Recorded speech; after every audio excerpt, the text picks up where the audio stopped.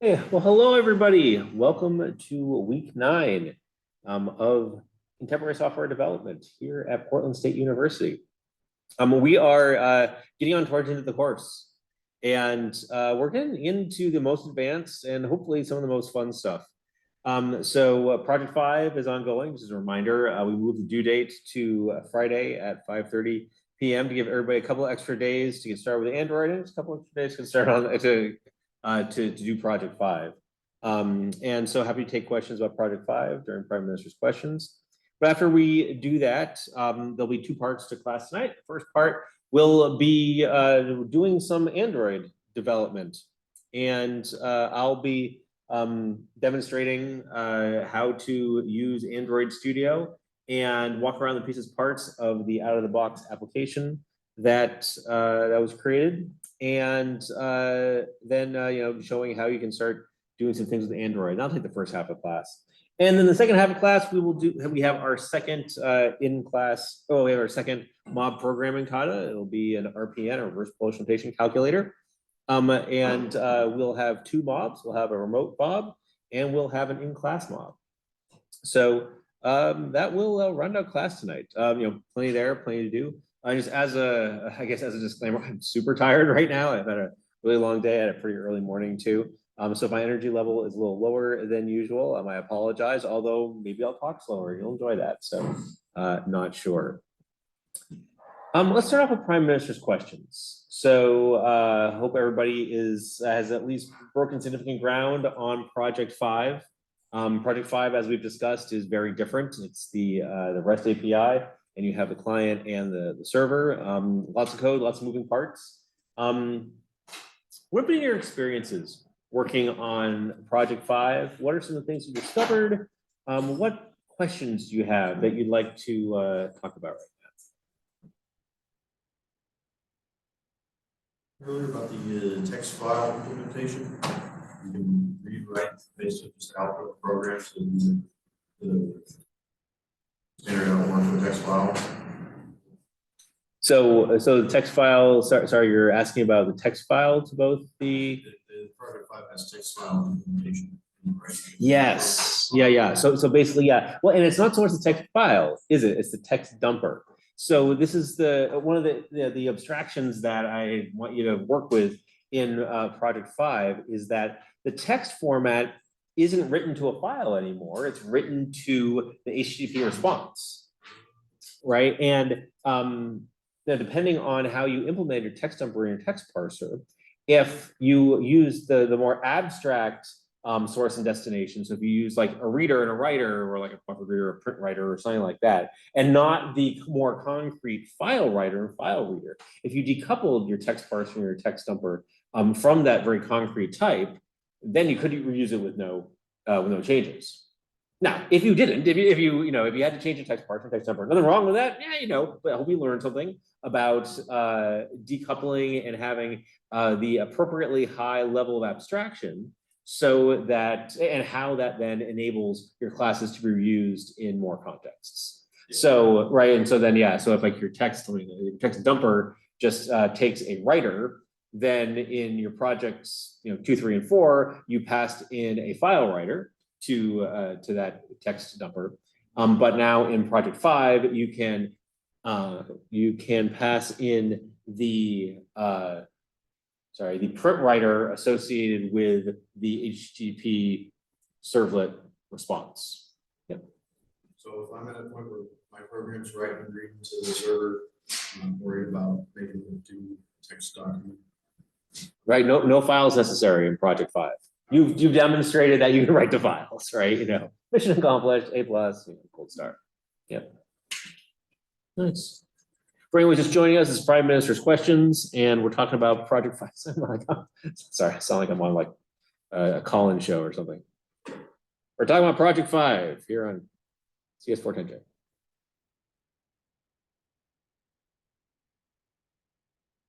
So Project 5, have people noticed? Or things that you'd like me to know about it?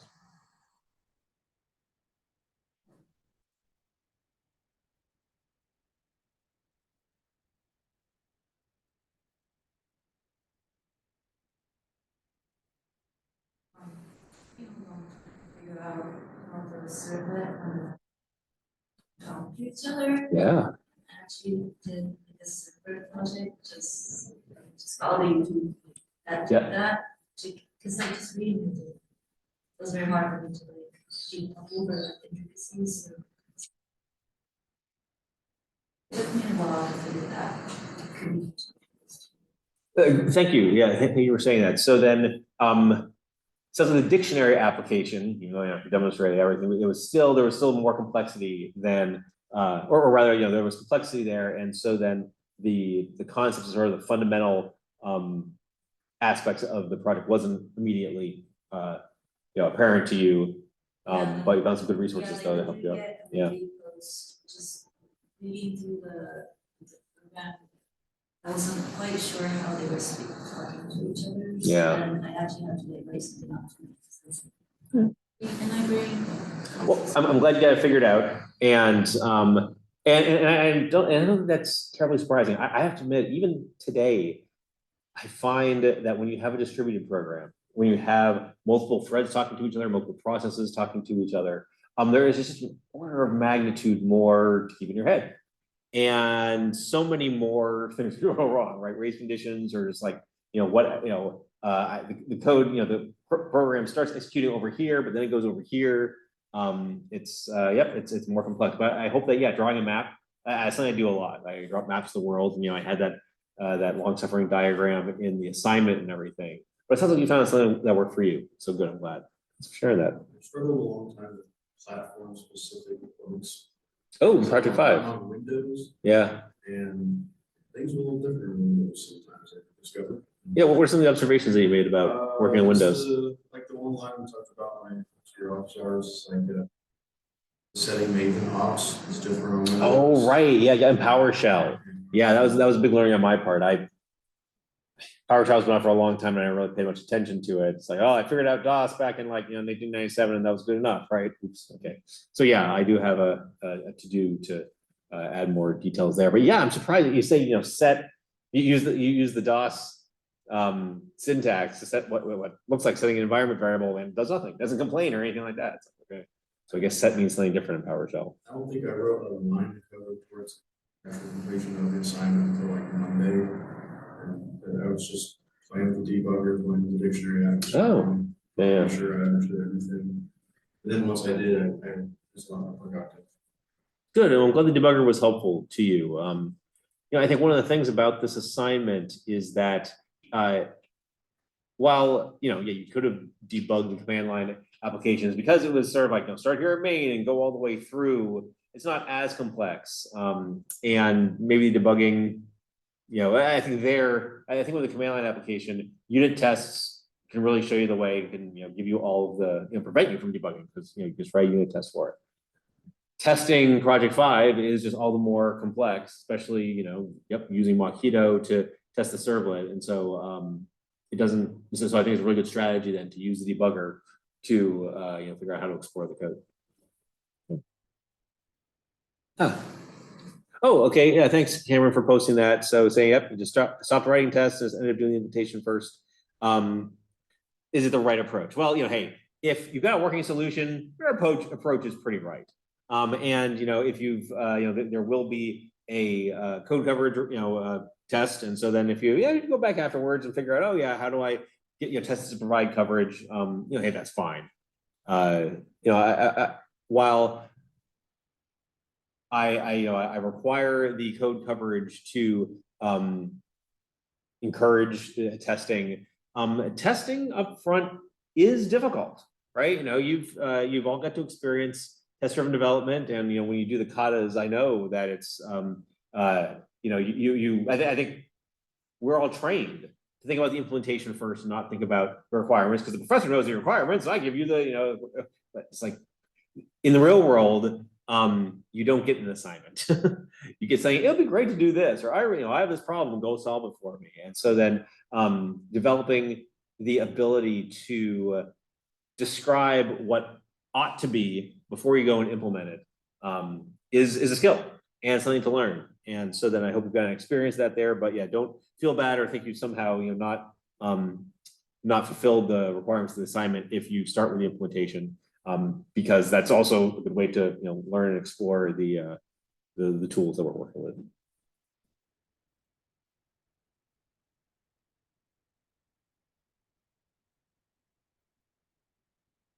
Other questions about Project 5?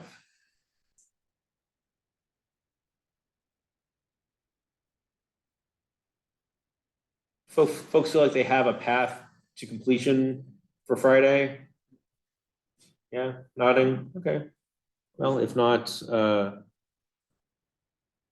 reach out. We also have Project 6. And I want you to make sure, I want to make sure that you have enough time to, enjoy some Android stuff and not feel too stressed, or rather to feel appropriately stressed about it. Nice. Okay then.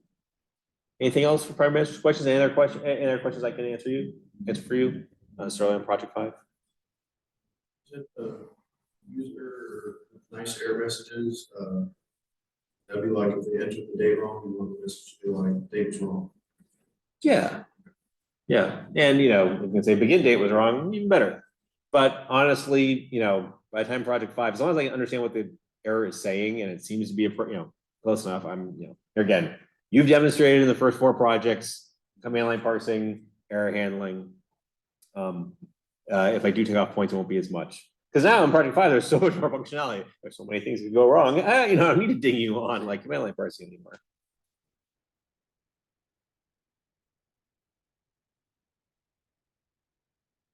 So, okay then.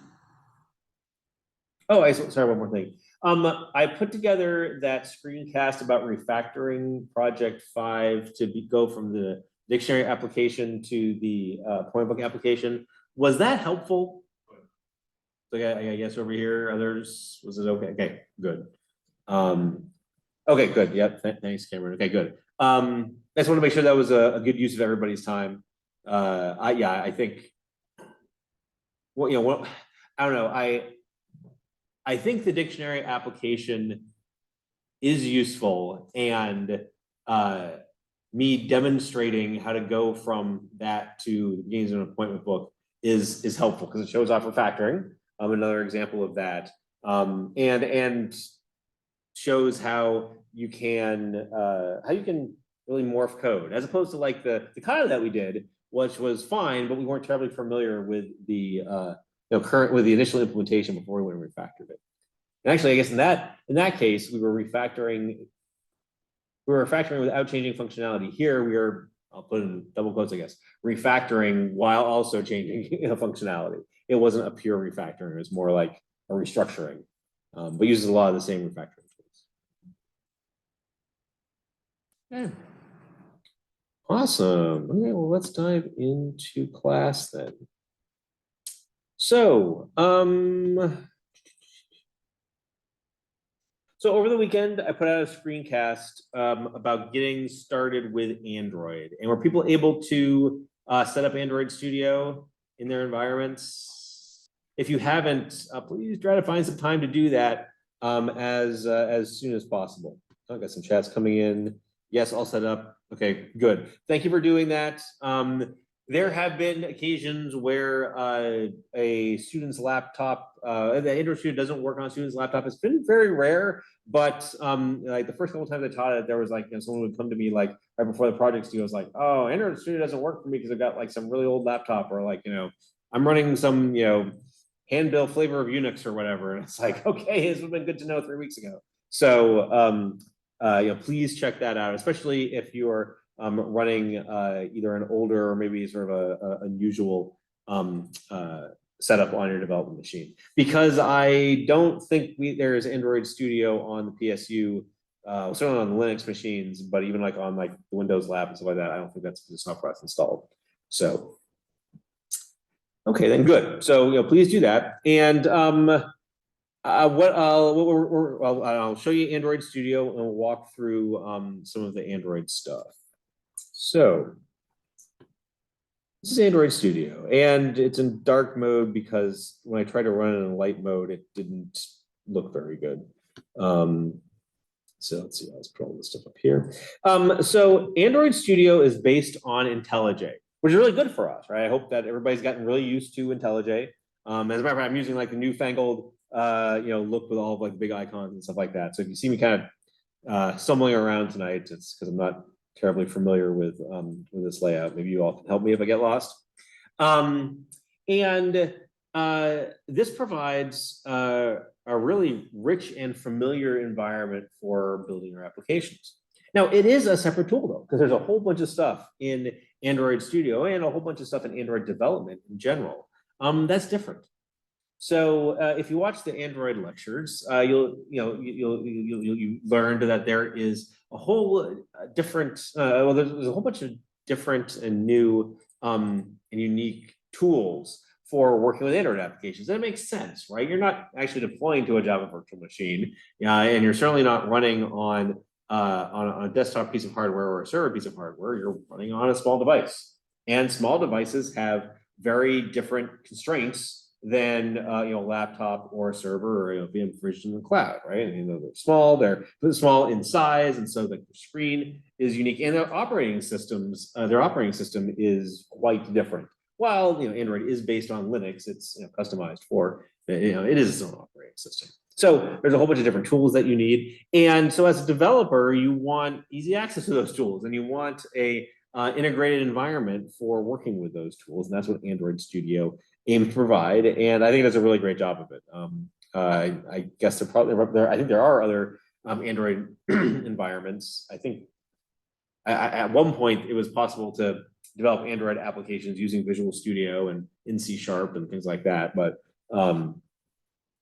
because this is of course in Java, we use Android Studio, and that's and Android applications traditionally have been implemented in Java, but there's also a language called Kotlin. And so if you look at a lot of Android examples out there in the world, they use the Kotlin language. And Kotlin was invented as a language that is free of the baggage of Java, both in terms of a programming language and in terms of who owns it and the copyrights and the patents and the licenses and all that kind of stuff. But I'm not going to make you learn a new language in addition to Android, and so we'll keep using Java for it. So then, this is Android Studio. So let me just take you on a brief tour of things, and then we'll start looking at the application itself, and we'll start looking at the code behind the application. So if you refer to the screencast, what we did was, after installing Android Studio and some of the Android tools, we created a new Android project. The Android project should live in your Git checkout. But note that it's kind of separate from the projects 1 through 5. So please put it in a directory called aptbook-android. This is the submit script knows to look there. And then this way it's in GitHub, it's under version control. And so you can commit to the same repository, but it's not sort of part of the same ecosystem as all the Maven projects for projects 1 through 5. And there's a bunch of source code here. Now, there's different kinds of source code. There is, I guess it's all here in this app directory these days. And so then one thing to know about Android and Java is that it's not built with Maven, it's built with the successor to Maven, which is called Gradle. Very different build tools, do a lot of the same things, and each has their pros and cons. But the Android folks decided to go with Gradle as a solution, and that's probably the right choice for them. Maven is really good at core Java things, ranging from creating command line applications, creating libraries, to building web applications and stuff. But Android, because it has so many different tools, because it's just really quite different from a plain old Java application, Gradle made more sense. This has a lot more flexibility, but it does mean that that the build process is a little different.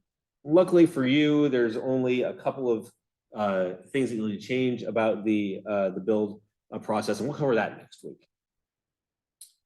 So things might look a little different. There's like, build.gradle and there are, in the various directories, and these are the build files. I'm not going to go into details now. We'll see one thing about it next week. So much like your Maven projects, there's a source directory. And within the source directory, there's the main code, the main application, which ultimately gets compiled and assembled into an Android application. But then there's also a test directory for unit tests that are associated with your Android application. Because we've only got a couple of weeks left in the course, and I want you to focus more on just like understanding and playing and having fun with Android. No more tests, or rather, you don't have to write tests. No, you can if you want. I'm not going to stop you. But honestly, you've demonstrated to me that you can write unit and integration tests, and unless you really, really want to learn about writing tests with Android, and I recommend that you don't do that like for your very first Android program. Just focus on getting the code to work. You'll be using lots of interaction. You'll be running the application in an emulator, and so you can test it that way. It'll be fine. So no code coverage requirements. As a matter of fact, I'm not even going to run tests if they exist because they might be broken. So maybe in the future we can talk about unit testing and then integration testing, which are these Android tests, these instrumented tests, but not today. So let's focus on the code in the main directory. There's two kinds of code or inputs into an Android application. So there's Java source code, and this should look familiar to you, right? There's a Java directory, there's a directory hierarchy that corresponds to your package, and then there's some code in there. And what this code does is it represents the business logic, the things that your application does. So, hey, you've got a button, you click on it, the response to that button click is implemented in Java code, right? Java's really good at that, right? It knows how to invoke methods, it knows how to perform logic. And so Java is used for that. And there are classes in here, and we'll go into detail in a little while. There are classes that represent visual components within your application. So you have essentially an object model for your application that you then interact with. And so this makes programming very natural to people that are used to object-oriented programming. So we'll take a look at all the Java source code in a minute. But in addition to Java code, which is the application logic, there are what are called resources that are here in this res directory. And this ranges from static files that are part of your application, your icons, to resource strings. So strings that are displayed in your application ought to be defined in resource files so they can be localized easily. And then also there is this layout directory, and we'll be looking at these. So while Java is really good at representing logic, when it comes to the layout and configuration of the visual aspects of your UI, like the definition of your buttons and how they're arranged and how the different pages, for lack of a better word, of your application interact, Java is kind of noisy when it comes to that. It's a lot of boilerplate. You end up with, the code itself is hard to read because there's a lot of setter methods and things like that. So instead, what Android does is that it uses an XML representation for, and I'll show it to you later. Uses an XML representation of all of the components and how they're related to each other. And yeah, it's still XML. It's not the most beautiful thing in the world, but it's much easier to work with than the Java code. But the interesting thing is that the XML actually ends up representing Java objects. So at or Android objects, and you can access them in Java. So when we look at the XML, actually what we're seeing is an XML representation. The XML is parsed and turned into objects that are ultimately rendered. And so the XML is just a nice human consumable representation of those layout objects. So those are the pieces parts of an Android application. Oh, and of course, there's like a gazillion third-party libraries that you use for Android and for everything like that. And so here in Android Studio, you've got your Android project, and you build it just like you build a. Can I use that menu? Yeah, you build it just like you would the other products you've been working with. So you can you can make it, you can clean it, do all that kind of stuff. But then what's most interesting is running it. Now, you have an Android application, and Android applications run on a series of Android devices. Sure, there's phones. What we'll be dealing with this class is a phone, but as we probably all know, there are Android televisions, there are Android powered cars, there are watches, right? Android is a embedded operating system. It can live on anything, pinball machines, whatever. And so then as a developer, you want to make sure that your application works well on all of the kinds of devices that you want to support. Now, we can't just go out and purchase all these devices. Even if we could afford it, there are older devices that are no longer available, or maybe ones that are only available in some other country. It would just be prohibitive to try to use actual devices for all of this stuff. And the Android, the people that invented, what's the right word for it? Actually the standards body behind Android, we'll say it that way, knows this. And so then from the beginning, what they have provided is an emulator, actually a series of emulators that give you the device experience inside software. So this is great. And I think sort of by definition, all this stuff is free, because if I make an Android device I want people to buy, I want apps that on that device so that people will be compelled to buy that. And so then the emulators are essentially available to everybody for free. So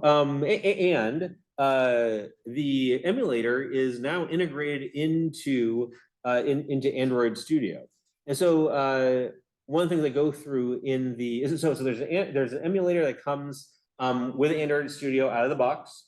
And one of the things that I go through in that screencast is how to download and configure and create a new emulator. So for me, the one that I'm going to test with is a Pixel 5 phone emulator running version 33 of the Android API. I think the one that comes out of the box is like a Pixel 3a or something like that. Yeah, Pixel 3a that runs API 34. That'll probably be fine. And so then if you're, if you really don't want to go through the effort to install another device emulator, that's fine. I bet 34 Pixel 3a will work just fine. So I've gone and done that, and actually we can see over here, I think I have it running. Oops. Yep, here it is. So this is the emulator. Now it looks like a phone because it is a phone, right? It's exactly the same software that runs the same operating system, the same peripheral interfaces, all that kind of stuff, and some of the same apps that run on the phone. I mean, so for instance, this is actually like really YouTube, and you can run it inside the emulator. I just clicked on the YouTube icon, and now it's right, it's a phone. It's asking you annoying questions like that. And now, oh, okay, it's telling me it wants to update it. I don't think I want to go through that exactly. So let's see here. Can I swipe up, or no, I'll just use the square button here and then delete that. Oops, not so easily. I've noticed that this version of Android Studio is a little laggy on my laptop, especially when I'm also doing a Zoom. There you go. So I just have to be extra sensitive there. But like I can then run Chrome. And again, this is real Chrome. It's running here.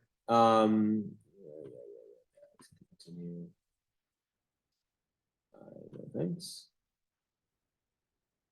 So it's running Chrome for the first time here on this device. And it's taking a moment to load.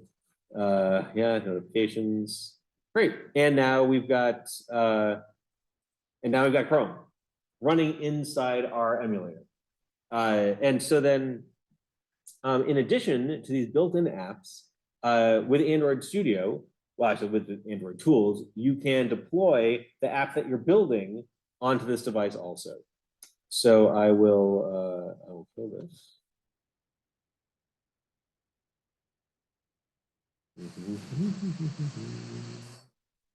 There we go. Go back to the home screen. Oh, and by the way, so again, oops, that's funny. You just deploy it for me. This is my application. Actually, that's not my application. Go back. Well, that was funny. I didn't expect that to load. But anyway, this is, in addition to just running apps, you can interact with the camera. You can, yeah, okay, this is record screen, but you can do things like adjust the volume. And again, I think this is just pretty cool because you can interact with all sorts of information. You can set the location for it. You can specify how much battery power it has. So like maybe you want your application to behave differently when battery is low, right? Go into some low power mode or do something like that. You can, oh yeah, you can like set a phone number for it. You can also set a region and things like that. Wow. Okay. Yeah, I wonder if I can actually like. No, you probably can't send an SMS like to a different device. But anyway, yeah, but you can like configure all this kind of stuff about the device, and each emulator has a different set of configuration for that's appropriate for it. Okay, so we've got our emulator, and now we can deploy our app. And deploying the app is a lot like running a program, like running a unit test inside IntelliJ. Here in Android Studio, we choose a configuration. I guess there's really only one configuration. Yep. And we can run it. And so what this is going to do is it's going to build the project, and then it's going to install the app on the project. And actually, if I go back to okay, here it is. Here is the out-of-the-box app. And what you have is a bunch of, lorem ipsum text that you can scroll through. This is what it demonstrates. And then there's a button called Next that you can click on, and you go to a different, what's called fragment, a different page. And you can navigate with the back arrow here, or you can click the button here to navigate back. So out of the box, this is what you get. And so what we'll do next is we'll look at how this thing is implemented. This is what you do, right? You write some code, you then deploy the updated code to your Android device, and you interact with it. Okay. So where to start? Now, the app here is it's a bunch of widgets. And if you watch the Android lecture, you'll see there's kind of two kinds of widgets. There are widgets that you see like buttons and text and scroll bars and text inputs and things like that. And then there are widgets that are responsible for laying out other widgets. All of these are represented as Java objects, obviously in the class hierarchy. And these are the pieces, parts of your program. Basically, what you do is you take these classes and you instantiate them, and you have all the objects together. And then what you get out of it is an application that has different pages that have contents that are laid out in them. And so then, looking at the source code for all of this, I think the best place to start is in the layout directory. And we have several XML files that represent the app and the various activities in the app. And an activity is, you can think of it as a page, as we'll see when you have fragments of sort of like parts of a page within an activity. So I'm going to open up the activity main.html, and my screen is a little small, and so it's you'll see a lot. Sorry, the activity main XML. And over here we have the XML. And so I'm just going to go actually just focus on this for a minute, but only a minute because the actual rendering is much more interesting. So, oh look, it's XML, and easy for a computer to read, but humans can have to squint at it a little bit, but still better than looking at Java source code. And the top level of the XML represents the top level of the thing that you're seeing. So the top level is something called a coordinator layout. And okay, this is actually a class in an Android package, an Android x.coordinator layout.widget. Okay, that's what it is. You get this layout thing.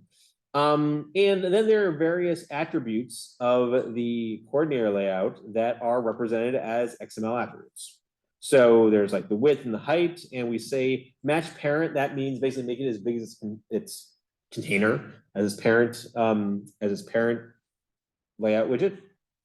And then okay, I'm not exactly too sure what Files and Windows does, but it talks about the context, and so that's saying, hey, listen, the contents, the context in this case, what it's called, is like our main activity. So the main activity in the application is the thing that's being displayed right here.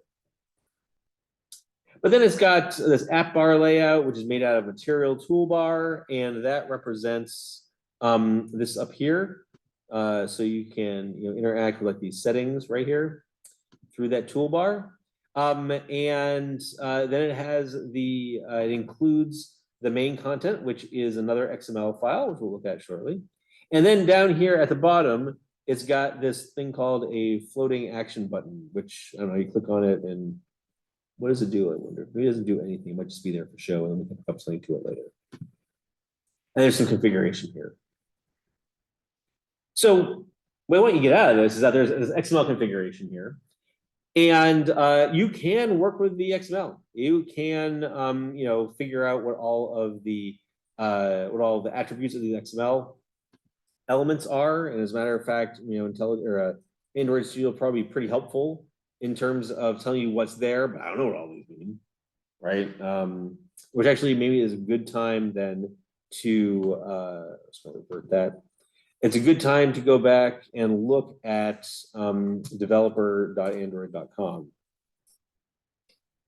So this is this is where you go and learn about Android stuff. It's where you can download Android Studio. But it has really good training tutorials. I encourage you to consult these things when there's something where you don't know where to get started. I think what's most interesting is the search. So I mean, we can look for a button and let's see here, button API. Let's see here. Yeah, like Android. So here, Android widget button. So this is a class. These are like a Java docs, right? These are this is the documentation for good. Who remembers I like C Java. And so here is a class called button that extends text view, and this tells you all about a button. It tells you some of the common XML attributes of it, and it shows you how to work with it inside an activity. And we'll see shortly what the on-click listener is all about and how to work with all this stuff. But if you're looking for API documentation, developer.android.com is the place to go. It's got a ton of things, and I think it's easy to search for things. I think the challenge that I've had with it, and that other students have had with it, is that there's all these different generations of Android out there, and so then sometimes you can be looking at an article which is either like too new for what you're working with or too old for what you're working with. It's, I don't know, I don't have really good heuristics to know, at any given time, whether or not, is the alphabet indexer relevant to what I'm doing now, or should I be looking at simple classes like button or checkbox? So you just kind of feel your way through, I guess. But anyway, so it looks like Java docs, and I think let's see here. Where to talk about the attributes? I guess, it's probably over here.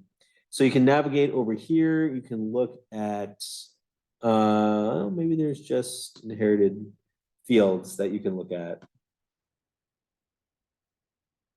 No, this is not what I was expecting. Okay, this is inherited XML attributes. There you go. So you can, you can look at all of the XML attributes from your superclasses to learn all the stuff that you can do in any text widget. So, things like, I should have automatic capitalization, or hey, I should only accept digits, things like that. You can just click on it here and get more information about that that attribute as the page loads slowly. There you go. Yeah. Cool. Anyway, so great documentation available for everyone. Dark mode. Okay, so you've got all this XML to represent the various widgets inside your application. But what's more interesting is the rendering of this XML.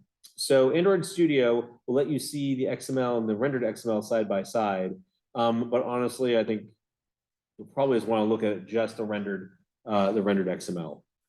So here we have our application, right? This is the first page of our application. When you click next, you go to the second fragment over here. Oops. And so here you have this component tree view. And so when I click on the button, it highlights, oh, it's actually the fact that this is included in something else. So, right, so here's like the layout bar, the toolbar right here, and you can look over here on the right. These are all the attributes of the toolbar. Now, this one probably isn't the most interesting to look at. Maybe the button's more interesting. Oh, and I think in the button, you can't look at it directly because this whole piece of content right here is included from this layout content main. So I'm going to, let's see here, can I navigate to it that way? It looks like I can. Good, good, good. And so now it brought me to the content underbar main.xml, which is, as you can see, it's just I'll go back, just the next and this lorem ipsum right there. As a matter of fact, I'm going to change the lorem ipsum because I find it, I can't distinguish between, I guess we do know which one the first one is, which one the second one is, so I just want to do that. But I want to show it anyway. So right here, I'm going to go into the full view. And let's see here. Oh, and this in itself, I guess, is, yeah, the fragment first. So if I double click on that, well, that brings me, okay, that brings me over here. So now, yeah, let me go back to that. So I was looking at content main, and when I double clicked here, it navigated to this nav graph. So this is something that fragments have. So the whole idea is a fragment is like a chunk of a page that you can navigate between. It's not really something I cover that deeply in the lecture because I think it's a little bit more of an advanced concept.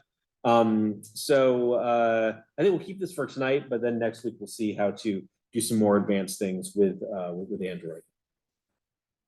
But let's see here. Let's make some changes to things. So, well, first of all, I guess I want to look even further into the fragment. Am I finally at the fragment? Yeah, here I'm at fragment first. So I know all these look alike. These are actually different XML files that, because they include each other, end up sort of rendering the same here. But look, finally, I'm able to like click on the button, and I can see here in my constraint layout, I've got my button right here, and it's called Next. And I can, oh, let's take that off. And here are all of the attributes of that button. So every widget has an ID. And it's important to give your widgets unique IDs because this is how you refer to them, this is how you get access to them inside your program. So if you want to be able to respond to a click on that button, in the code, you would get a reference to that button and you would register something called a click listener, which basically says, oh, great, when I'm clicked, execute this code. We'll see examples of that a little bit later on. And so I can do things like, well, let's say I want to change the name of this from Next. And so I would have to change, and I'll search for the attribute. I'll search for the text attribute. I believe that's the name of the button. Oh, and it's, okay, this is nice. The text is, it says it's @string/next. What this refers to is a resource called next in the strings XML file. So I wonder, can I navigate to that from here easily? Oh, I can. I guess this resource review, this resource view. That's kind of nice. I guess I can add a new. So if I want to change that from next to say click me, I can add a string value, and I'll call it click me. Click me. And the value will be click me. And I want it in that strings.xml file. And I will, I'll put it here in the values resource.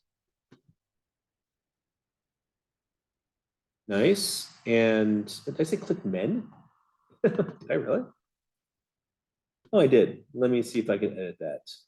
Rename to click me. And it's using the rename refactor in IntelliJ. Oh, it looks like, okay, so it looks like they want underbars in them. Okay, I can just rename that again. Change that to click me. Factor. Interesting. That take. Oh yeah. Okay, even has click me, but now it's probably complaining because it can't find it. So okay, something got a little messed up there. Okay. Oh, there you go. You even told me there's a string that click me. Great. So what this actually does, so I changed that and now it says click me. And now just for yucks, I'll go and redeploy the application so we can see that it changed.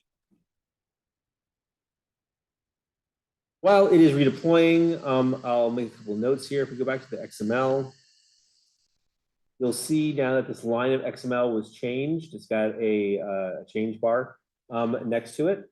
And now the text is click me, but actually when you hover over it, it's actually referring to that * click me. So that change was made. And also there's a strings.xml file. Now this is not a, oh goodness. This is not a, well, this has all the resource strings, right? So here, oh, where is click me?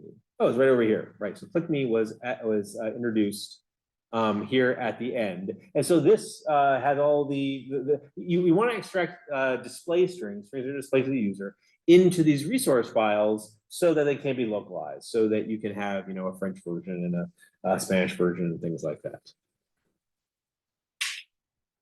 And this is just because if you don't do this, then Android will complain at you, and you don't have to fix it. But this is just a best practice.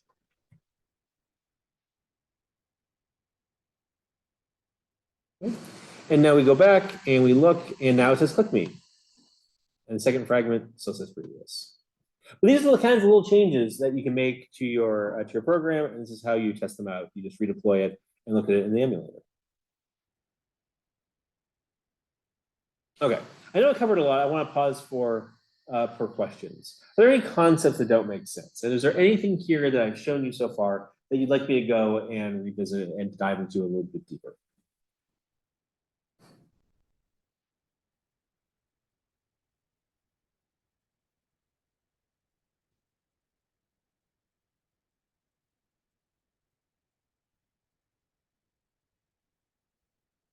Nope. Okay. Hearing nothing, let's start something else. I want to change the UI.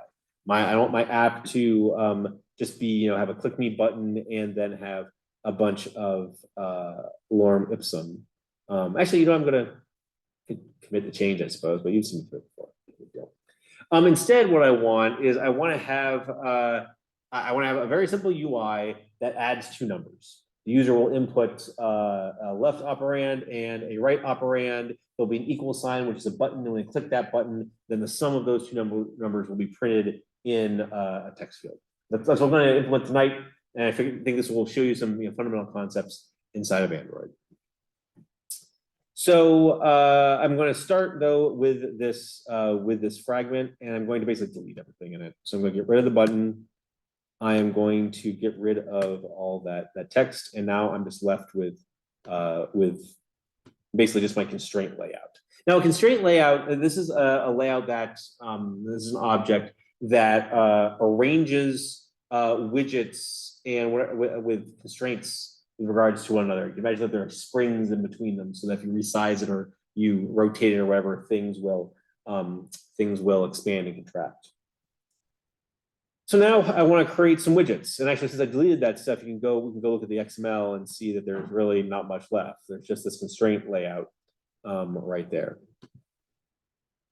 I've got my constraint layout right here. I'm going to put some stuff in it. And so I'm going to choose from my palette of widgets over here. Let's see here. The first thing I'm going to do is I'm going to put in plain text, which, let's see here, right here. Now this puts in a text field. Oh, wait. I don't want text view. Can I edit that? I think that is just, no, that's the text that's displayed. That was something else. I will use this for my plus sign. So I'll just put in the text as plus. I'll probably complain because there's not a resource. But then I'm going to, let's see here. I'm going to resize it like this. I also want to align it. Oh, this is even there. I also want to align it in the center, text alignment. And I want it to be centered. So my plus is, that update. Oh, it's not exactly doing what I wanted to. I wonder if I just want to text a view here.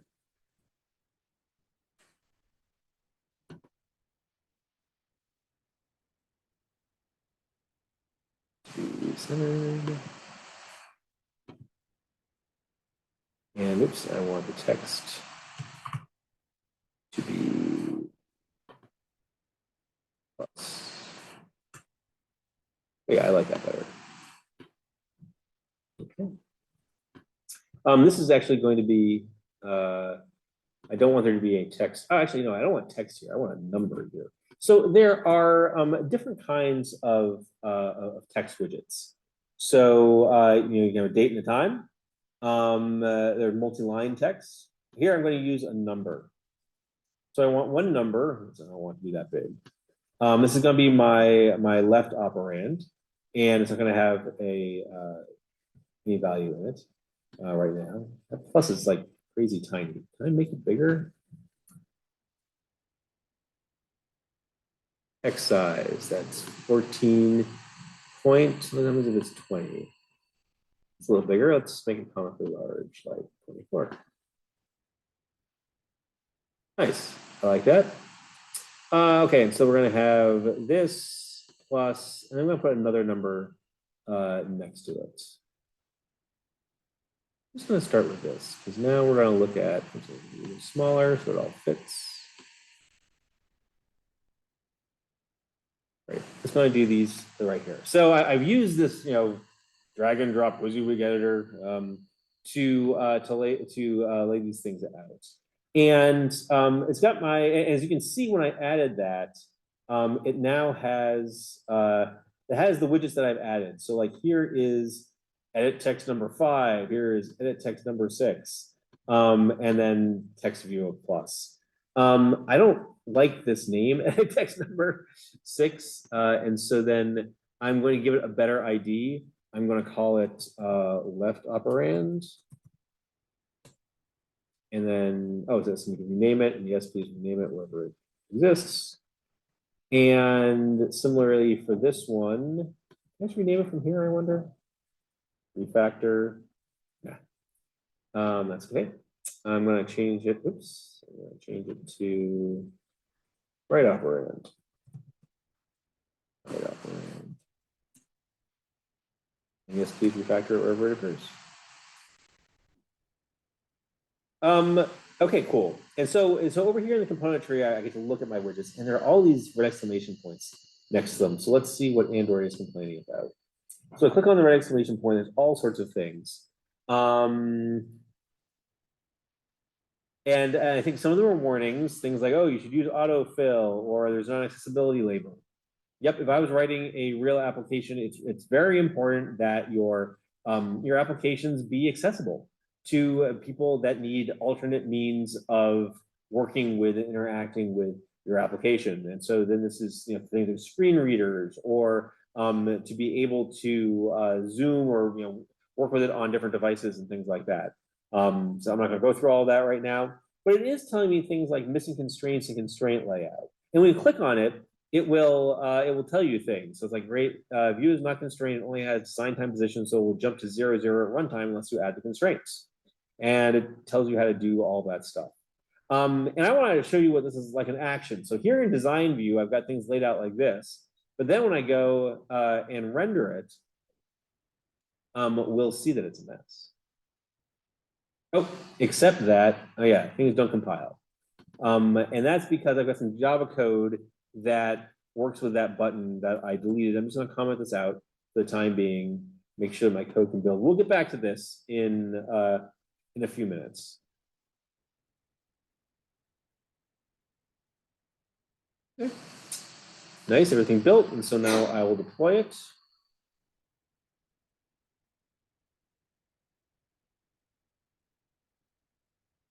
Back to the app, it is reloading, and here it is. I've got all my widgets, but they're all on top of each other. Oops, and some numbers. And I've got, yeah, right, so this is all ugly. And this is because, this is an important thing to understand, that just because it looks this way in the design editor doesn't mean it's gonna look exactly that way in the rendered view. So so as you'll recall, when we saw these things, it said that it wasn't constrained in a constraint layout. And that's because I haven't told the layout how to organize itself yet. So I'm going to do that now. And the way you do that is by taking these anchors right here and dragging them off to other components. Oops, come on. Let's try that again. Hello. Okay, so now it's got a little constraint over there. I'm going to constrain this to that. I'm going to constrain this to that. Oops, no, I don't want to move the whole thing. I want to move it straight.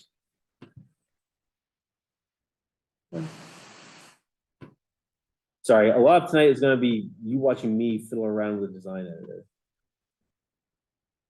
Stop, I don't want to move the whole thing. Try constraining it this way instead. Constrain this thing to that. Yes, that's what I wanted. No, I didn't want to move it. Are you constrained? Yes, you're constrained there. Okay. And it's over here. And this two up here. And this two down here. Oops. Again, these two. Oh, I see. I didn't have it anchored in the right place.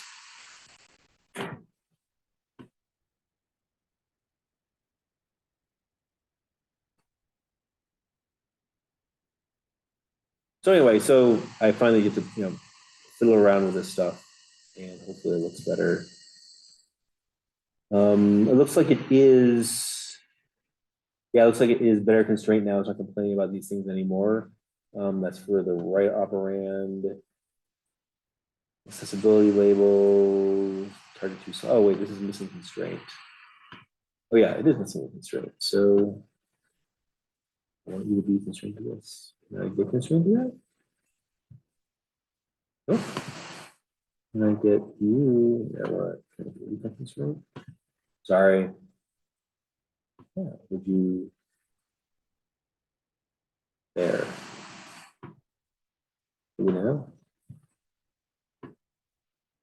Constraint to the top, constraint to the bottom. Constraint here. I don't know. Let's see what it looks like now.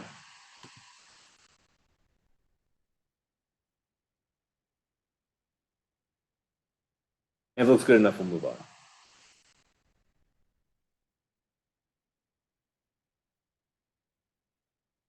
Well, that looks slightly better. It's kind of ugly. I need to fix everything. But now, okay, I've got 34 over here, and I can do 12 over here. Great. Okay. And now what I need to do is I'm going to add I want to add another widget over here. So I'm going to try to move this stuff here. And I want to, can I just delete that constraint? Did I just do that? Well, because I want to add a button, which will be buttons. And this will be the, let's see here, image chip. I just want to bring your old button. There you go. It's at the top. Large. This is going to be my equals button. And so I'm going to call this one equals. And I want the text of this to be this equal sign. Equals. And I'll make it a little smaller.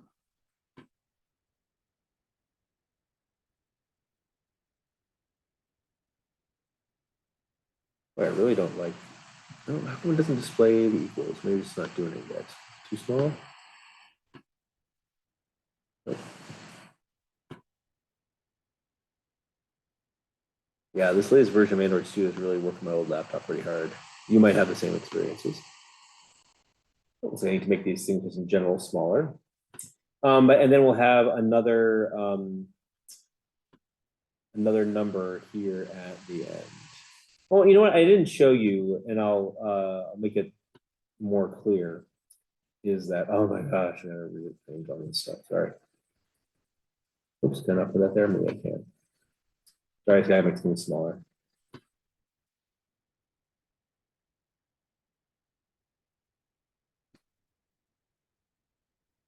Well, move over here.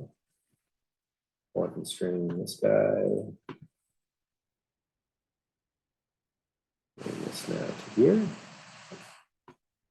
And then I'm gonna have one more number over here, which is going to be the sum of those two.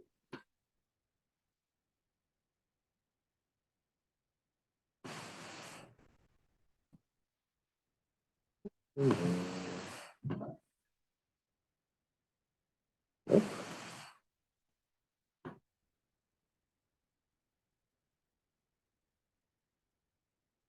Why does it move the whole thing over there? This is why sometimes I'm like, should I just code the XML myself? But ultimately I'll get a better result if I figure out all this stuff instead. Okay, this is my unusual looking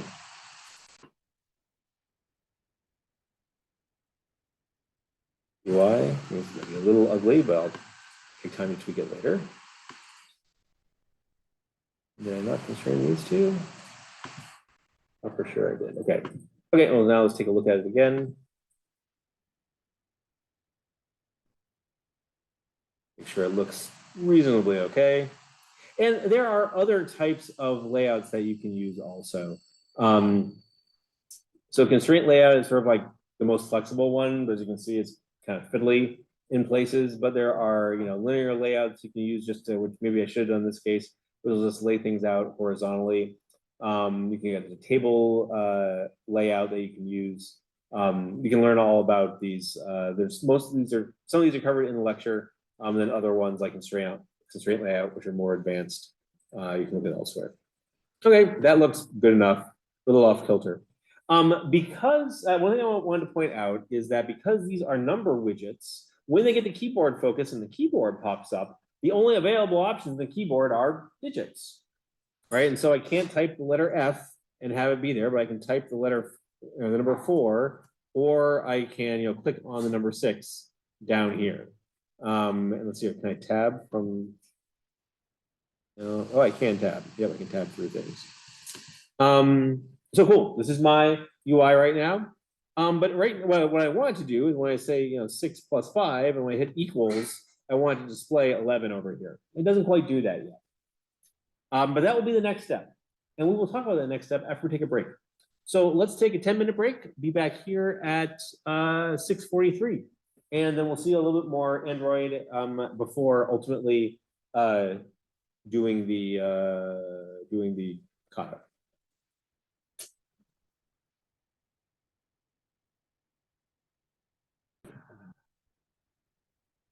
Okay, so we are building the first steps of an Android application. And so what we've done is we've taken the out-of-the-box application and we're working with this fragment, this first fragment.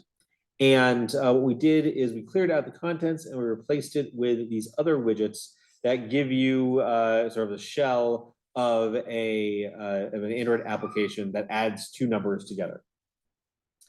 And so what we did is we laid out everything using that constraint laid out so that you've got something that, well, it could be prettier. And if I probably played with the arrows a little bit better, I would have something that would look better. That has 2 text fields. There's a left operand and a right operand.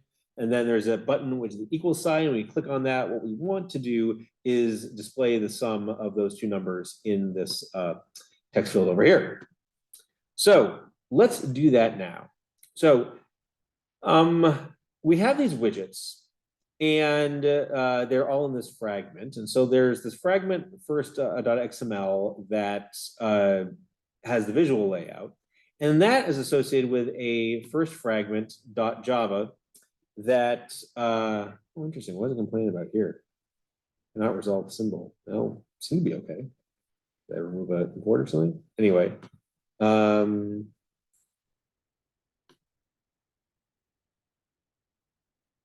Oh, it probably didn't do the data binding because I deleted something. Okay, fair enough. I wonder if there's something broken then. Anyway, and then it's got this this Java class that backs it. Now, this is created out of the box, and it has a fragment. Again, I'm not super familiar with this particular API, but it has methods that do things like, hey, when this thing is created, when the view that is this fragment is created, initialize some code. And so what it does is it creates this binding object, and it returns the root of that binding. This is and the binding represents the the relationship between the Java code and the XML, the widgets that are defined in the XML and in the Java code that works with them. So what happens if I try to do this? Okay, so it's got binding, and instead of what things does the binding have? I wonder why it doesn't have a binding anymore. Well, I want to do something different from this. Can I say, do I have find by, oops. I don't have find by ID here. Oh, that's very interesting. Okay. So though I'm used to working with activities instead of fragments. And in activities, you can do what's described here in this documentation, where you can go and get, you can say find view by ID, and you can go and get a widget that way. I think this binder works a little bit differently. So then, yeah, let's go. Actually, what we need to go find is, go back to the fragment. I don't think did I name the equals? I did, right? I put, yeah, the button is called equals. I forgot to, though, put a good name on this thing. Oops. Text, I want just the ID, and I want to call this the sum.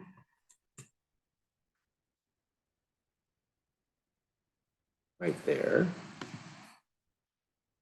Now I want to say equals. Okay, good, it does have that. So what this binding does, it's kind of this like magic object in Android that lets you reference the widgets from the Java code. So when I say binding.equals, no, this isn't the equals method. This is a field in this binding object called equals. What this refers to, so you can click into it and do something. Yeah, what it refers to is that equals button. So when I navigate into it from the Java code, it brings me right to the button here in the editor. And so what I want to do is when so now when I click on the equals button, the equals takes a, or rather, well, the equals method, the equals object has a method called set on click listener. And this is from the button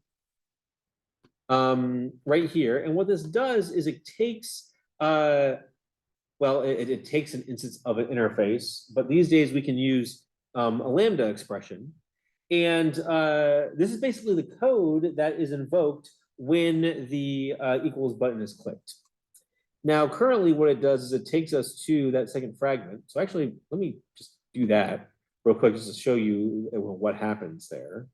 This is essentially the same behavior as that click me or that, next or whatever it was called button used to do. So I think it is, yeah, installed. And now when I click on it, it takes us to the second fragment. And that's not what I wanted to do. Instead, what I wanted to do is I wanted to print the sum, but there's something else I want to do first. I want to show you a class called Toast. And so toast will pop up a little thing. It takes an argument like, let's see here, the context, which I think is the view, maybe. And then, oh, what doesn't it like? Cannot resolve. Yep, first using get. Okay, we get context from the view. That's cool. And then we'll just say hello all. And then we'll link short. And then, so I changed what happens when you click on the equals button. And now when I click on equals, instead of going to the fragment, oops, it does nothing. Or did it? Oh yeah, down there at the bottom, it says hello all. So this is how you get a little pop-up. And that was kind of short. I don't want that to be length short. I want that to be length long. And so now I'll run it again. It reloads the app. I click equals. Oh yeah, now I get a little pop-up down here and stays around for longer. It says hello all. So I find Toast to be very helpful if you need to like debug as like equivalent of a print line. But actually, what's even better than using Toast to debug is using debugging to debug. So I can set a breakpoint here, and instead of running it, I can debug it.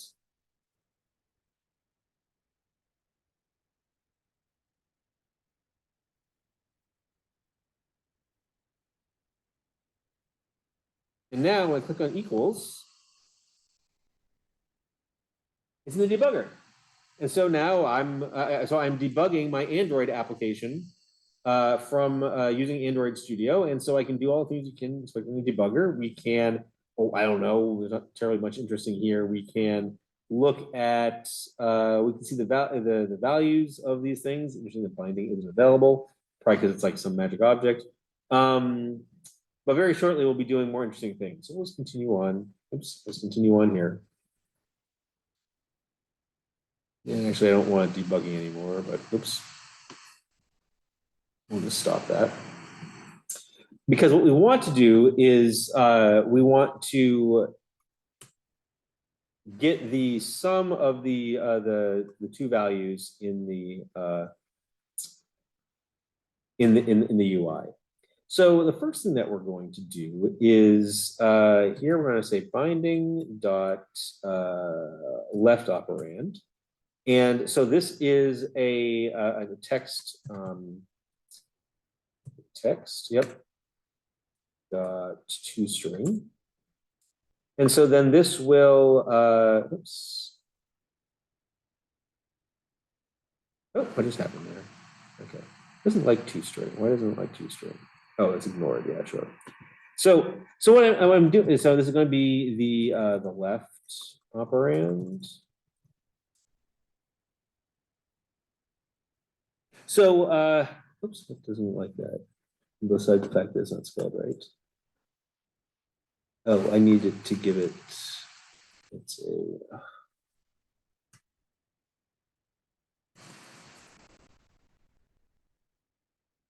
there we go.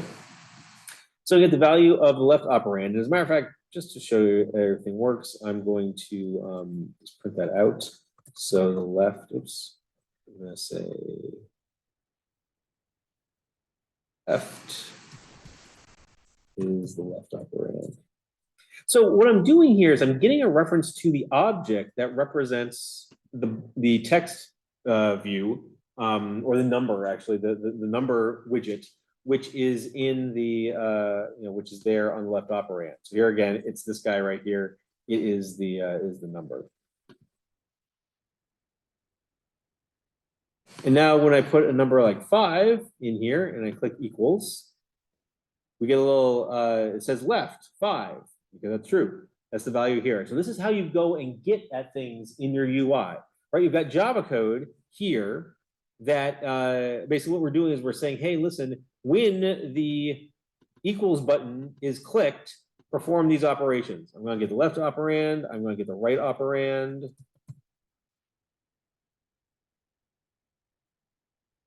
Right operand, I'm going to get those values. And now I need to convert them to integers. How do we do that? Well, we just use the, let's use integer.parsent, just like you would in any other piece of Java code. So that's a really nice thing about Android, is that it's got pretty much the full power of the Java API available to you. And including not just things like, integer class, but you can do, file IO. We'll see that next week. You can do, gosh, it has support for a whole bunch of Java APIs, which then just makes it so much easier to, and so much more familiar to work with. Okay, so you got the value of the left, and then we're going to sum those together. The left plus the right. And now what we're going to do is we're going to get the binding, binding dot sum. Oops, why is it putting all the way over there? It's weird. That indentation's surprising. See, all the indentations surprising. It's 4. Seems so awkward. So that's the sum widget, and now we're going to set the text to be with just the string dot value of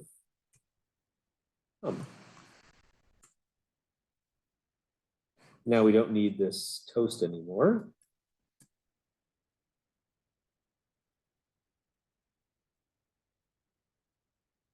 Okay. So, right, what have we done? We've gotten the text value out of the left operand, text value out of the right operand, converted them both to integers, to ints, made the sum of those ints, and now we're writing that sum. We're populating the sum widget with the value of that sum. So now I'm going to run some once more.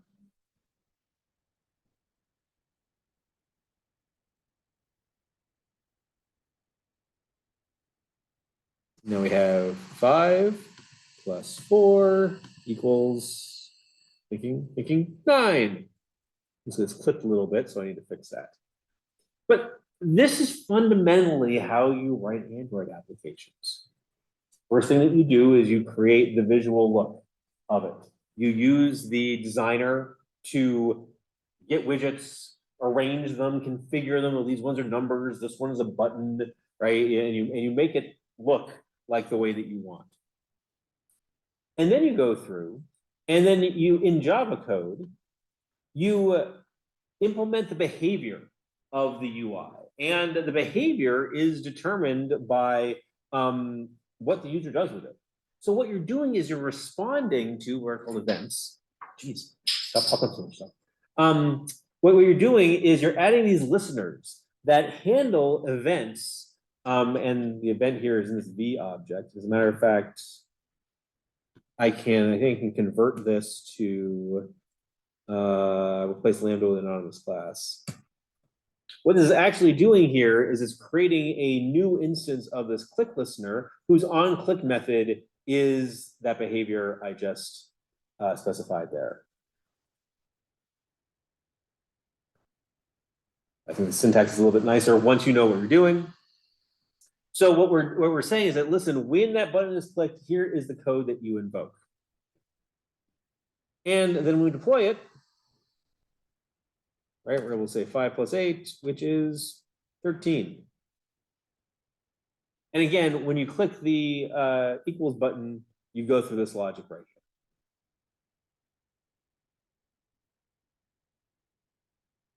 That makes sense? Not for the first time anyway. But these are the kinds of things that you'll be doing. You'll be working with layout, and you'll be working with Java code.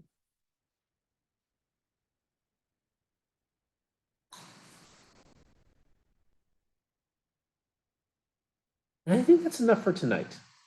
So tonight I just wanted to dip our toes into Android. There's a question here. Should we start with the UI for this project?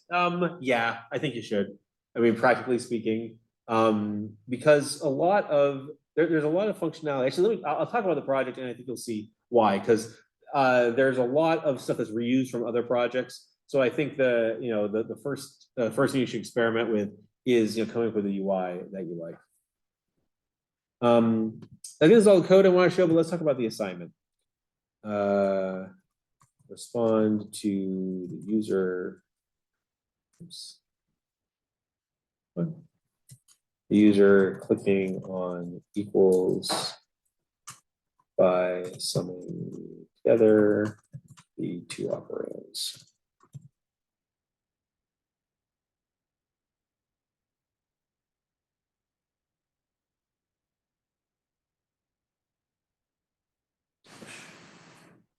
Okay. Let's talk about project itself. Last project, yay! And one that I hope is fun for everybody. So this is the final phase of the project, right? And you're still using the classes that you developed in project one here at the end. Right? This course is all about code reuse and about understanding how to apply the code that you write in different contexts. So basically what we're doing now is we are adding a small device application for our appointment block, an Android application. Worth 14 points. So this is the biggest one yet. It's also the most functionality and also was the most fun to implement. So there's not a lot of specification compared to the other projects. I mean, essentially, what you'll be doing is writing an Android application that lets the user do all the stuff that they've been doing with projects 1 through 5. Well, or most of the stuff. So, for instance, the app should have the ability to create an appointment book and add appointments to it, have some pretty rendering of the appointment book, to be able to search for appointments, etc. However, we're not going to do anything with the REST API. Maybe we could, but it seems like too complicated. I want you to focus on the Android stuff here. And so then there's no like client server stuff anymore, like in Project 5. So you won't need to reuse your servlet, but you will need to reuse classes like your appointment book. And as we'll see, you'll also be using your text dumper and your text parser, and maybe you'll use your pretty printer. Or maybe you have a different way of making a pretty representation of the appointment. And as long as it has all the attributes of the pretty printer in that the viewer can see, the description of the appointment and the start and end time and the duration, it meets the requirements for being pretty. Oh, and by the way, let's not do anything with time zones in this one. So let's just assume everything is in the same time zone. I think that would just make the UI all the more complicated. And so then, forget time zones. So as far as the application is concerned, you should have some sort of help menu or something like that that makes it obvious, like how you find out how you see the README. Here again, the README is displayed as text on the app. It's not a file that it's not just standard out. There isn't, there is no concept of standard out. Well, there is logging, but I think there is something that if you try to do something out to print line, it'll go someplace. I'm not going to look at it though. I want to see everything on the application on the device.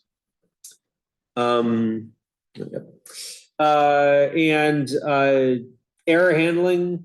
Again, if something goes wrong, so if like there's bad input or something else, missing parenthesis there. Pop up a dialog box, right? And it should be brief. Like use that toast thing that I showed you, or you can just have a section that displays the error.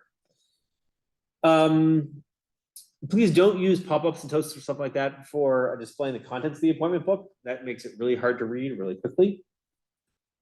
Instead, if there's a big piece of information that you need to convey, like the pretty format of the book, use a different screen for that. So please explore what Android has to offer.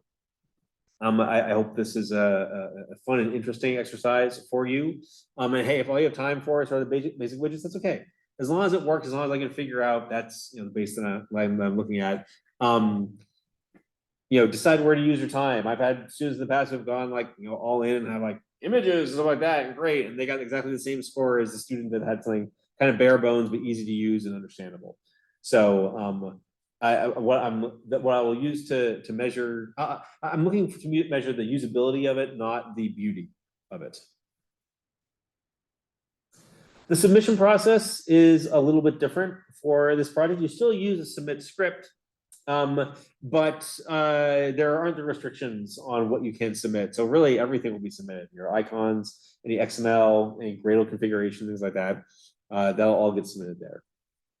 And note though that even though the projects are submitted from the Linux machines, from the department, you can't run the code on there. And so there's really no testing that you can do beforehand. it's okay. I don't think well, it's been a long time since I had any problems with code that worked on one student's emulator that doesn't work on mine. But that means though that I'll be grading it on my personal machine. But luckily everything runs in a sandbox, so I'm not terribly worried about anything bad happening. But please don't do anything bad.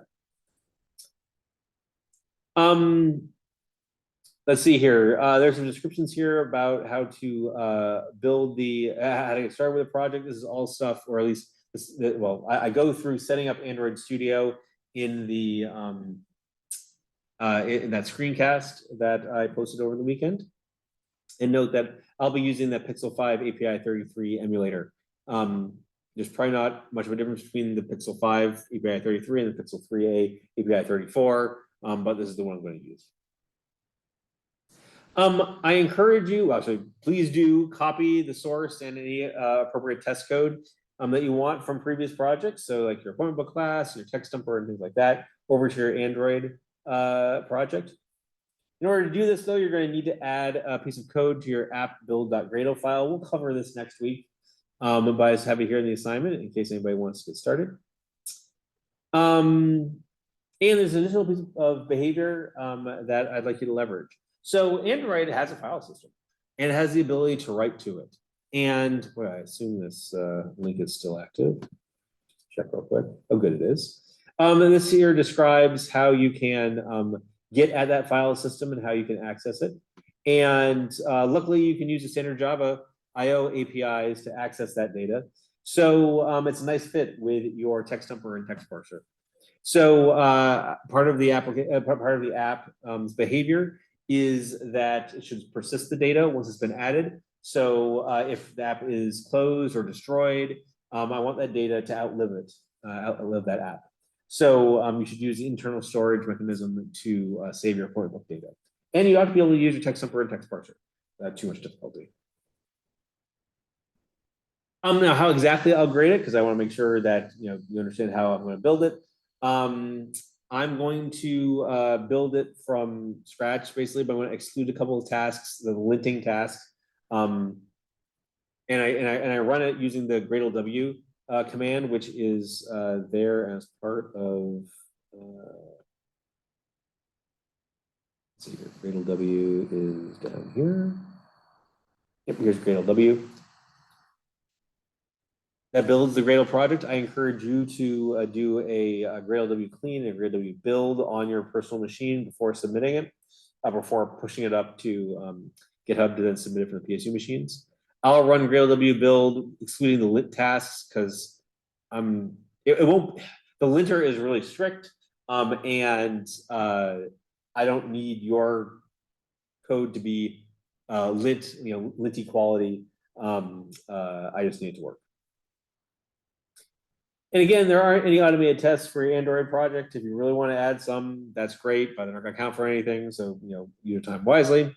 And I'm not going to require Java API documentation. You've already demonstrated that you know how to write good test coverage and you know how to write good Java docs. So I'm going to run this emulator and then I will run Gradle W install debug to deploy your project to the emulator. And then I'll test it. I will put it through its paces. And then when I'm done with it, I'll run Gradle W uninstall all to remove the application from the emulator and go on to the next student. I realize all this might be kind of foreign to you because you haven't gotten that involved with Gradle yet. Sorry, with Android yet. I think it'll be okay. So for this week, of course, spend the next couple of days finishing off Project 5. But then over the weekend, I encourage you to make sure Android Studio works, do some background reading, and start playing around with your widgets and design things. There is a POA, there's a plan of attack for this, and I encourage you to draw some pictures. You really can't submit them to me, but I guess I probably will read it in the POA. There's a tool called Balsamiq that lets you, which I assume is still free.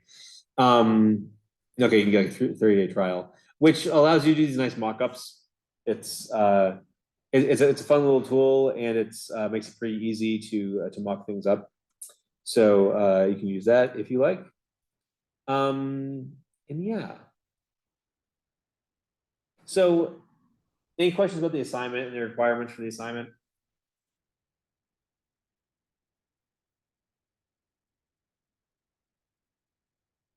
Nope. Cool.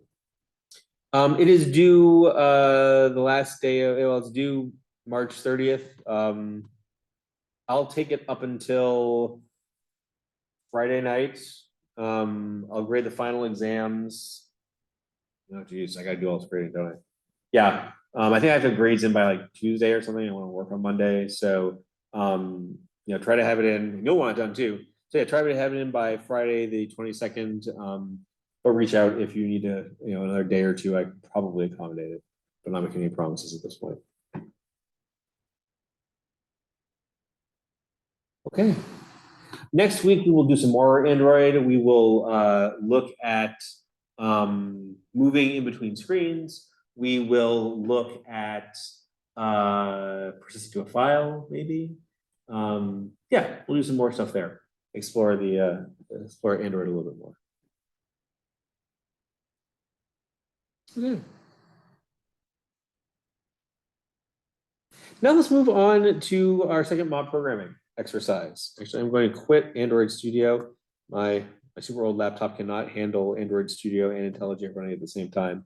Everything just, let's see here. Please terminate the emulator and everything. I'm going to launch IntelliJ. Yeah.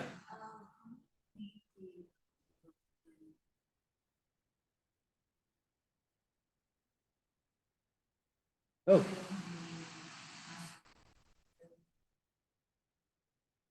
I take a look real quick.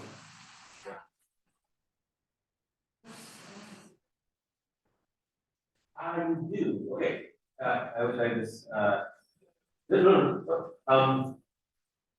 you're in Android view. Is it go to project view? Okay. Well, I didn't show it here today. I think it was something I posted about it on.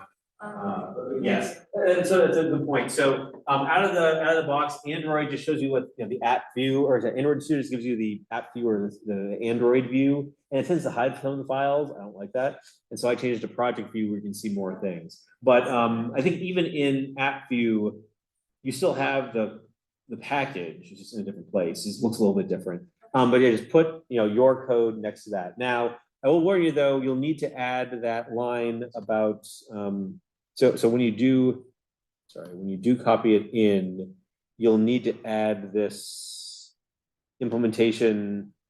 You'll need to add that line to your build.gradle. And I'll go into more detail about it next week.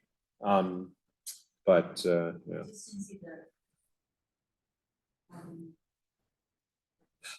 Gradle W. Well, right, yes, like why would you, and yeah. So, okay, there's the tool is called Gradle, and then the W stands for wrapper. Just like Maven wrapper is MVMW. So yeah, it's pronounced Gradle W.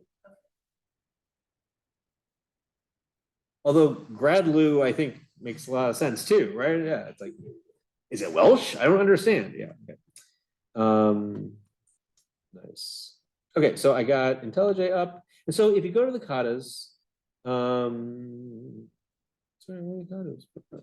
Oh my katas, there we go. Tonight's kata,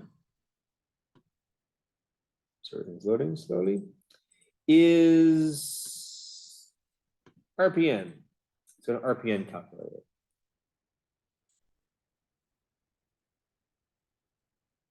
So RPN stands for reverse Polish notation. I don't know if have you encountered this before in computer science? Have you ever used like one of those old school HP calculators? Yeah, okay, right, yeah. Seen it before, right, yeah. And so anyway, so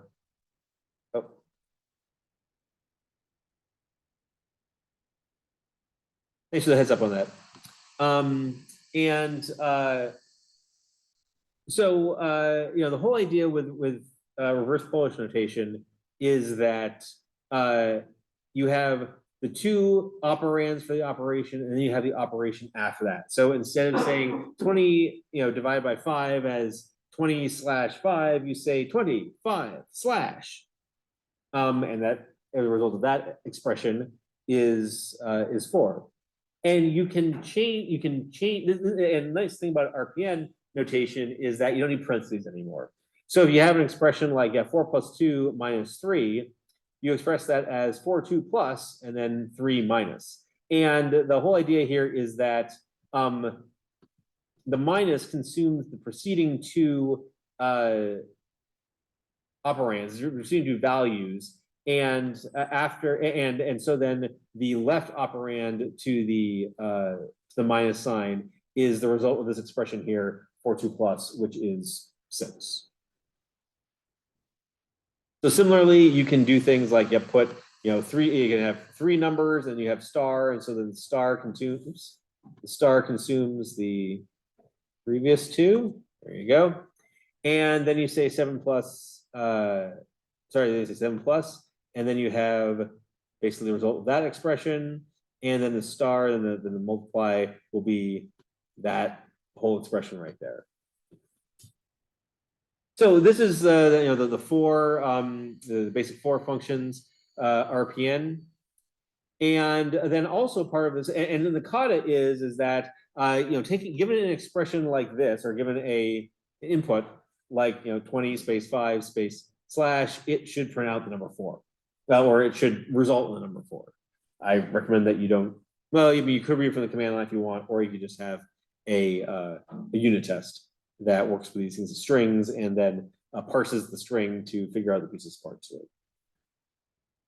So the basic 4 operations is where the kata starts, and that'll be fine for tonight. But also there are some advanced operators. There is a unary operator like square root. So you can say 9 square root, which is the square root of 9, or 3. And then there is a max operation, which will take the maximum of all of the preceding values. So here, when you have these numbers max, you get the maximum here, which is 9. And similarly, 4, 5 max, 1 plus is 6, because the max of 4 and 5 is 5, plus 1 is 6. And there's some more notes about how exactly all of this works. So that's the kata for tonight. And there are 2 projects here in IntelliJ, and actually I'd encourage people to sign up for them ahead of time. I don't know if that's effective or not. I don't know if anybody did. And if you did, great. But let's have Mob 1 be here in the classroom. So we got 4 people for that. That's great. And we have, let's see here. We have 1, 2, 3, 4 people remote. Okay, so good. We have 2 mobs of 4. I think that's a nice number. And so what? Actually, sorry. Before we go into breakout room, before we break up, any questions about the kata or the or how we'll implement it in IntelliJ?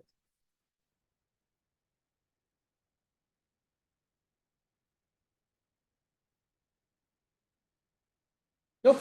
Okay, then let's dive into it. Then I will pause the recording, open the breakout rooms, and we'll do a series of 7 minutes of the driver, followed by for 7 minutes for each driver, and then 2 minutes for reflection between.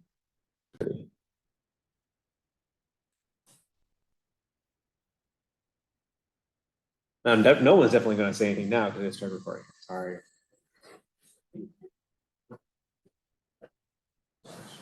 Oh, okay. So yeah, let's hear about the experiences here in the room. So it's 4's ideal. What do you think made it ideal? It's like you got a driver, an navigator, 2 other people that can kind of find in the comment or do something better than the class. Kind of think that. Especially last week. You remember how many people were last week? I think it was 5. It was 6. I don't know. Yeah.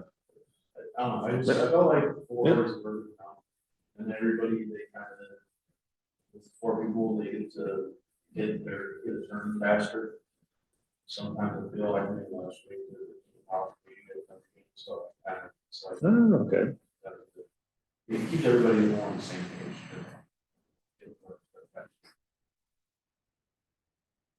You know, when we instead it's like the problem is easier. It's like the Yeah. last week, there's like number processing, but also like processing input strings and those numbers. Mhm. that we can-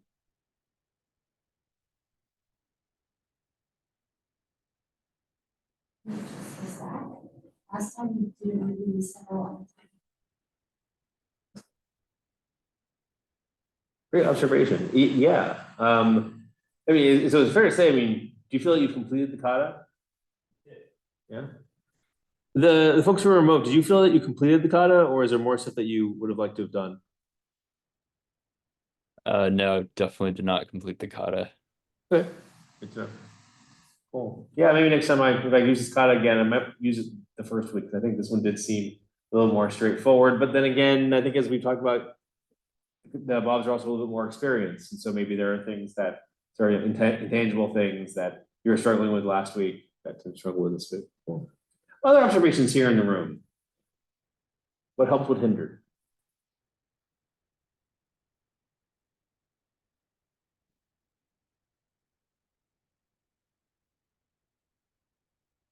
I'm sorry, I just need to. Oh, I was thinking that four is a perfect number. Yeah. To me, it's not enough.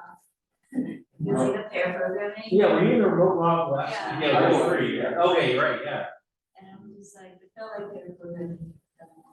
Yeah. And I'm like, she felt like, oh, it's like a team of people working on something. Or is the perfect balance between being a mob, but also getting in turn, you get the participant. Great. Cool. Great observations. Anything else that people would like to contribute? Any other observations? We have one more session scheduled, and although I think most people have already done two, so I'll reach out maybe over the weekend or something. We all go and look at who participated each time and see. Might only have one mob next time, and maybe we can make it hybrid. See how it works. Figure it out. Nice. Excellent then. Okay. Well, let's see here. That's everything I got. So thanks again for participating in the mod programming. Hope it was enlightening and maybe even fun. Next week we're going to do some more Android, and then yeah, that final mod program will be implementing Minesweeper. Hope everybody has a great week. Stay safe, stay warm, and I will see you next Wednesday. Real quick, do we need to attend